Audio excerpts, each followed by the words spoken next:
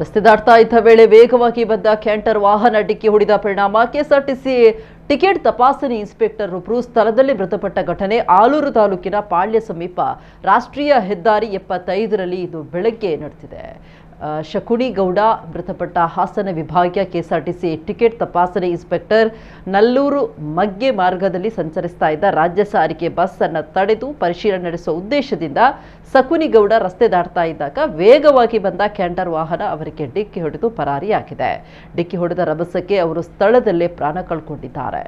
ಘಟನಾ ಸ್ಥಳಕ್ಕೆ ಭೇಟಿ ನೀಡಿದ ಆಲೂರು ಪೊಲೀಸರು ಪರಿಶೀಲನೆ ನಡೆಸಿ ಪ್ರಕರಣ ದಾಖಲಿಸಿದ್ದಾರೆ. ಪರಾರಿಯಾದ ಚಾಲಕನ ಪತ್ತೆಗೆ ತನಿಖೆ ಮುಂದುವರೆಸಿದ್ದಾರೆ.